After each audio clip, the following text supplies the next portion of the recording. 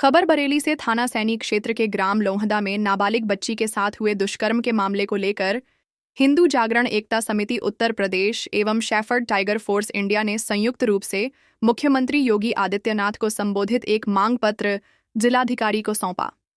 ज्ञापन में कहा गया कि प्रदेश में बीते कुछ समय से लगातार मासूम बच्चियों के साथ घिनौने अपराध हो रहे हैं और शासन प्रशासन मूक दर्शक बना हुआ है, जिससे जनता में आक्रोश है। एडवोकेट पीसी पाल, हिंदू जागरण एकता समिति रजिस्टर्ड उत्तर प्रदेश के प्रदेश प्रवक्ता और प्रदेश महासचिव। आप हमारे प्रदेश अध्यक्ष हैं मनोज सक्सेना जी, आप हमारे राकेश सक्सेना जी प्रदेश उपाध्यक्ष। क्या मामला है जो आप आए आज? ये हमारे शेफर्ड इंडिया टाइगर फोर्स के जिलाध्यक्ष मंडल अध्यक्ष हैं। ये हमारी बहन सुनीता पाल जी हैं जो दातागंज से हैं, और बाकी हमारे सभी साथी हैं, सब अलग अलग संगठनों से हैं, बहुत सारे संगठन हैं साथ में। क्या मामला है आज आए हम? आज का जो मामला है मैन बहुत काफ़ी समय से हम ये देख रहे हैं। सच्चाई ये है सबसे बड़ी कि जो पिछले काफ़ी समय से 3, 4, 5 महीने से जो लगातार छोटी छोटी 8 साल, 5 साल, 6 साल, 8 साल की बच्चियों के साथ जो बलात्कार हो रहे हैं, एक एग्जाम्पल के तौर पर बताता हूँ। जैसे लखनऊ के अंदर एक पुलिसकर्मी के द्वारा एक 7 साल की बच्ची को छत से फेंक दिया गया, जो सोशल मीडिया के द्वारा सारी चीज़ें सामने आ रही हैं। उसके अलावा गोरखपुर में एक 8 साल की बच्ची के साथ बलात्कार अभी 3 दिन पहले हुआ है। सोशल मीडिया पे सारी फुटेज पड़ी हुई हैं।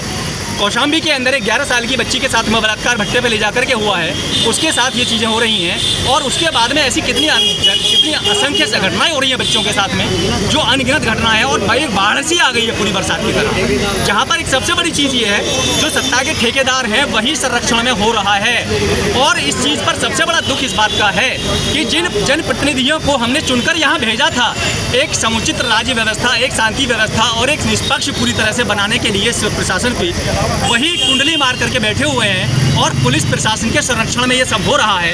मेन मुद्दा सबसे बड़ा ये है कि जब एक व्यक्ति 3 दिन से पुलिस अभिरक्षा में वहाँ पर है, 3 दिन बाद उस थाने के अंदर उसके पास जहर कहाँ से आया, उस व्यक्ति को पेट पर लिखने के लिए किसने प्रेरित किया, उस आदमी को आत्महत्या के लिए किसने उकसाया पुलिस अभिरक्षा में, ये एक सब्जेक्ट है बहुत बड़ा, बहुत गहन है। इसको समझा जाए कि पुलिस अभिरक्षा में किसी आदमी की मृत्यु हो रही है तो समझिए कि एक आदमी कहाँ सुरक्षित है।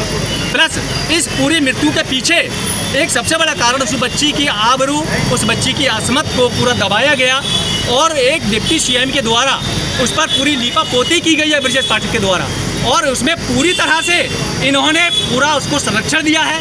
और इससे भी बड़ी जो दुर्दांत घटना है वो ये है कि कल समाज के जितने भी लोग वहाँ गए, जो भी लोकतांत्रिक रक्षक हैं, जो शिक्षित लोग हैं, जो वहाँ उस दुख दर्द को देखने जा रहे हैं, जबकि यहाँ पर ऐसा अंधेर नगरी चौपट हो रही है। कल धारा 144 वहाँ लगा दी गई कि कोई भी उस बच्ची से मिल नहीं सकता है, कोई भी जाएगा नहीं वहाँ पर।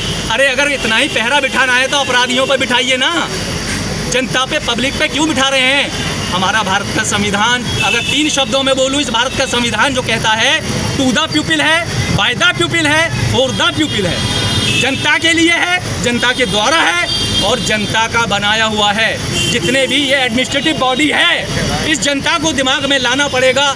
ये जनता की जो एडमिनिस्ट्रेटिव बॉडी है, चाहे वो चपरासी से लेके और चाहे वो कोई भी एडीएम हो, आईएसडीएम हो, कोई भी एडमिनिस्ट्रेटिव बॉडी हो, चाहे वो जनप्रतिनिधि हो, ये जनता के नौकर हैं, इनको समझना पड़ेगा।